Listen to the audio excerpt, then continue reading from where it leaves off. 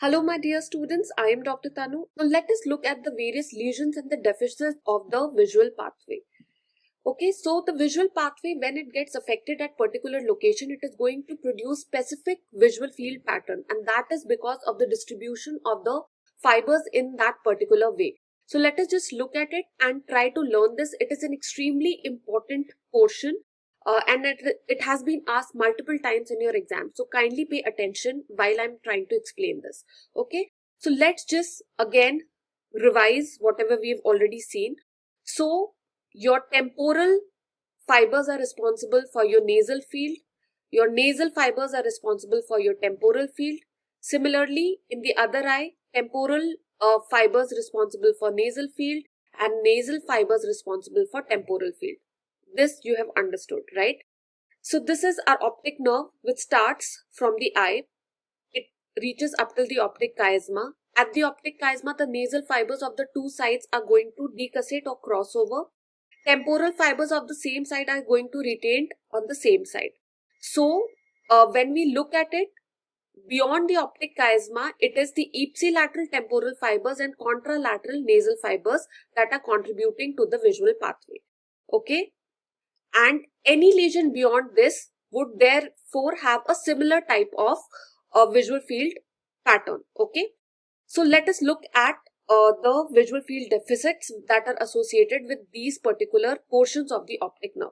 So the first is a normal field. So with normal field, we are able to see two fields which are intact, right? So this is normal.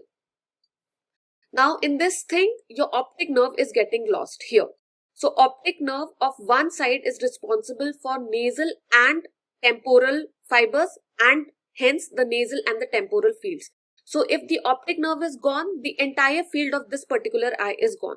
So here my right optic nerve is gone, so my right sided field is gone. So there is going to be complete blindness of that particular side or on the side of the involvement of the optic nerve. Understood? Right. Now coming on to optic chiasma. So optic chiasma is affecting here. So what is happening here? Here the two nasal fibers from both the eyes are crossing over. So both the nasal fibers are gone. So nasal fibers of both the eyes are gone. So that means temporal fields of both the sides are gone. So lesions of your optic chiasma will cause bitemporal hemianopia. So the temporal fields of both the sides gone, bitemporal hemianopia is what is seen with the lesions involving your optic chiasma. Okay. Now coming on to optic tract. So what is happening at optic tract? Optic tract contains ipsilateral temporal fibers and contralateral nasal fibers. So here we are trying to study the right optic tract lesion. So in right optic tract, it is the right-sided temporal fibers and left-sided nasal fibers. So right temporal fibers are responsible for nasal field and left-sided nasal fibers is responsible for temporal field of the left side. So in both the areas, it is the left-sided field that is getting affected. So what we have understood, that a right-sided lesion of the visual pathway beyond optic chiasma will be responsible for the other-sided field defect or a contralateral field defect. Okay. So it is going to affect the fields of the opposite side. So a right-sided optic tract lesion will cause contralateral homonymous hemianopia, that is same-sided, so homonymous. So it causes contralateral homonymous hemianopia. So beyond optic chiasma, in the entire tract beyond this, there is going to be similar type of distribution of the fibers and hence similar type of pattern of contralateral hemianopia. Okay. Now optic tract is, we have seen what happens with optic tract lesion. Now this optic tract will end at lateral geniculate body, and beyond lateral geniculate body is our third order neuron, which is formed by our optic radiation. Now your optic radiation actually flows through your brain in a fan-like fashion. Okay.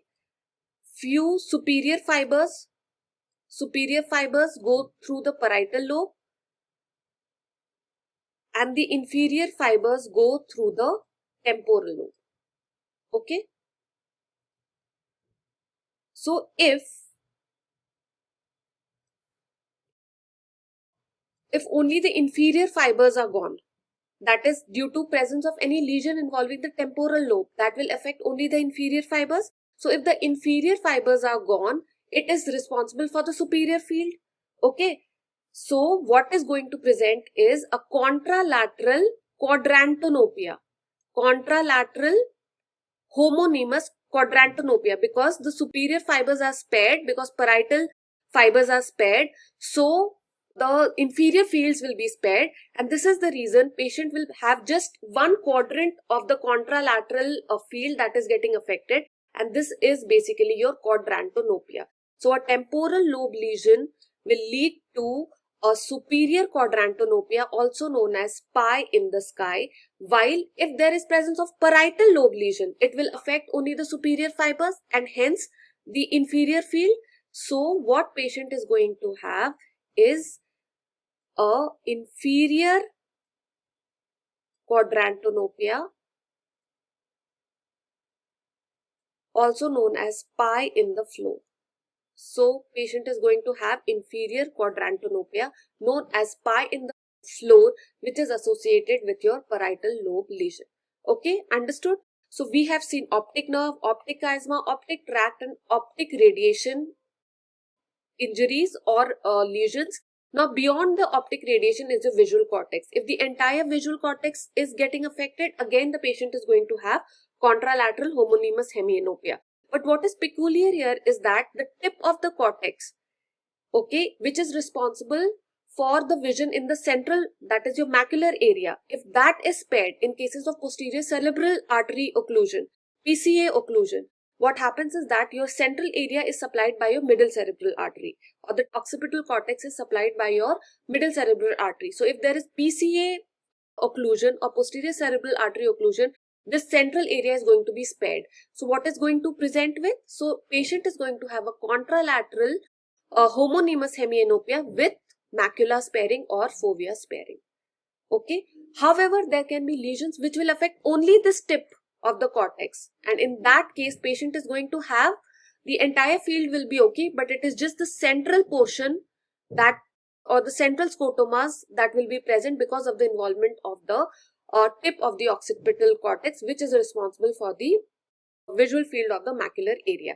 And this happens so in cases of any gunshot injury or any injury or trauma that is affecting only the tip of the occipital cortex. So this is what are the various lesions that you see with the involvement of the visual pathway at various locations. Now let us see what are these various lesions that can lead to this particular deficit or visual field defects. So in optic nerve lesion, what are the conditions that can cause this optic nerve lesion? It can be an optic atrophy, it can be post-trauma known as traumatic optic atrophy, it can be secondary to ischemia leading to ischemic optic neuropathy, or it can be an inflammatory cause which causes optic neuritis. In all of these cases, the optic nerve of the same side is going to get affected. This is the reason patient is going to have visual field defect only of this particular eye, which leads to basically loss of vision or complete blindness on the affected side. Patient, because this entire nerve is gone, again patient won't have pupillary reflex in this particular eye, so there will be absent light or pupillary reflex on the ipsilateral side, and the consensual will be lost on the contralateral side because the afferent fibers are damaged. Okay, understood? Very simple to understand now. However, your near reflex is present, so this is important. Okay, so this is what happens in your optic nerve lesion. Now what is happening in chiasmal lesion? So we have seen that at the chiasma, the nasal fibers of the two eyes are getting decussated. Okay, and because of this, the temporal fields of the two eyes are going to be lost, and this is known as bitemporal hemianopia. Now patient, when shown light in the temporal fields, patient is not going to show presence of any light reflex because there is no appreciation of light here. However, when patient is shown light on the nasal field, patient will elicit a pupillary response or a light reflex. So patient will have bitemporal hemianopia and bitemporal paralysis of pupillary reflexes, which is very well understood by the distribution or the involvement that we see at the optic chiasma. Now, what are the lesions that can lead to optic chiasma? So we have seen optic chiasma is in close relation to your pituitary gland. So presence of any pituitary tumors like adenomas or craniopharyngiomas can affect your optic chiasma and hence can present with these visual field defects. Now, one important concept is that of junctional scotoma, okay, also known as anterior chiasmal syndrome. So what happens is that while the fibers are decussating like this, there is a knee-like bend of the nasal fibers that crosses over to the ipsilateral side, okay, like this. Okay, so when a lesion is affecting here, so the anterior part of chiasma, if it is just going to affect here, so what is going to happen is that patient's optic nerve of this side is going to be affected, but also the few of the inferonasal fibers that have just looped onto this side before they enter into the chiasma also gets affected. So this is the reason patient is going to have, what patient is going to have? Patient is going to have a central scotoma due to involvement of the optic nerve of this side. Along with that, since the inferonasal fibers of the opposite side are also getting involved, inferonasal fibers, patient will have superotemporal defect of the opposite side. So this is what is the characteristic of your junctional scotoma, also known as anterior chiasmal syndrome. And these loop of fibers is known as Willebrand knee. Okay, this is very typical. It has been asked before in your MCQs. I hope you would have understood what is leading to this particular defect. So this can come as an image based question of junctional scotoma. Now next is the lesion of optic tract. So we have seen that one-sided optic tract is responsible for contralateral hemifield defect. Okay, the lesions that can cause your optic tract deficiency, or the lesions that is responsible for defects in the optic tract, includes various demyelinating disease, your stroke or ischemia or infarction that leads to damage of these nerves. It can be any lesion that is compressing onto the optic tract like your tumors, your aneurysm and other things. It can be an infective etiology or pathology like your encephalitis, your meningitis. All of these are responsible for your contralateral homonymous hemianopia. Contralateral homonymous hemianopia. Okay. Also, one thing you need to know is that again, when the light reflex is shown on this side, no response will be elicited. The pupillary response won't be there. But as soon as the light is shown onto the non-affected area, patient is going to elicit the pupillary response. So this is basically your contralateral hemianopic pupillary response, also known as Wernicke's reaction. Again, a very important point. Okay, now lesions of the lateral geniculate body. So again, 2 points which I've already told you, I'll again tell them. First thing, that the pupillary fibers, before they reach the lateral geniculate body, they just leave the optic tract and go onto the pretectal nucleus in the midbrain. So lesions at and beyond your lateral geniculate body will not elicit any pupillary deficit. Okay.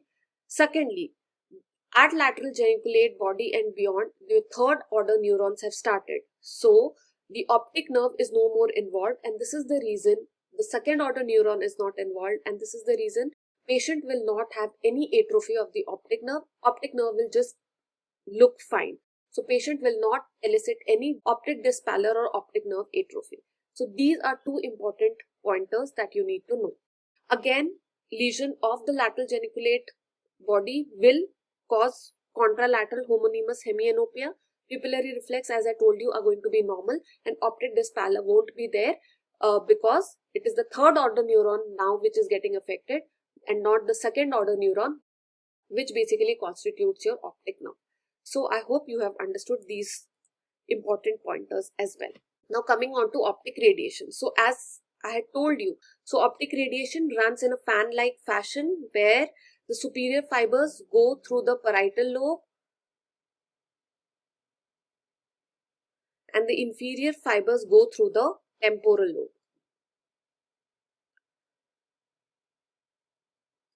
Okay, So when there is any temporal lobe lesion, it is going to affect the inferior fibers. So if inferior fibers are getting affected, patient will have a superior field defect. So patient will have a quadrantonopia which is present only in the superior portion, which is known as pie in the sky. Okay, superior quadrantic hemianopia or pie in the sky is associated with your temporal lesion, also known as your Mears loop. Okay, while when there is presence of any parietal lobe lesion, it is going to affect the superior fibers, and hence patient is going to have inferior quadrantonopia, inferior quadrant which gets affected, also known as inferior quadrantonopia or pie in the floor. Okay, so these are two typical findings that helps us to localize the lesion, whether in the parietal lobe or the temporal lobe, and these images can come as image based question. So this was pie in the floor and this is pie in the sky. Pie in the sky seen with temporal lobe lesion, pie in the floor seen with your parietal lobe lesion because of the involvement of the superior fibers in parietal lobe. Okay, again your pupillary reflexes are going to be spared because the fibers have already left the main tract, and your optic disc atrophy is not going to happen because it is the third order neuron that is responsible for this particular defect. Last is your occipital lobe injury. So again, occipital cortex is responsible for contralateral hemianopia. So if the entire cortex gets involved, it is complete contralateral homonymous hemianopia that is going to happen. But as I told you, the tip of the cortex, which is responsible for the macular visual field, might get spared when there is presence of posterior cerebral artery occlusion, since this tip is supplied by the middle cerebral artery. In that case, patient will have contralateral homonymous hemianopia with macula sparing or fovea sparing. So this is what you need to remember. However, there can be an isolated injury only to the tip of the occipital cortex, as in case of a typical head injury or a gunshot injury. In that case, patient will have central scotoma of the area because of the involvement of the macular area. So patient will have congruous homonymous macular defects. Okay, so these two important pointers you need to remember. So that's all from visual pathway lesions. I hope understood. So there's nothing that you need to mug up. It is just a basic understanding of the anatomy, the physiology, and how the visual fields are governed by the fibers that are getting involved, and that's how you can just remember this. It is an extremely important subtopic in this particular neuro-ophthalmology, and you should just be thorough with it.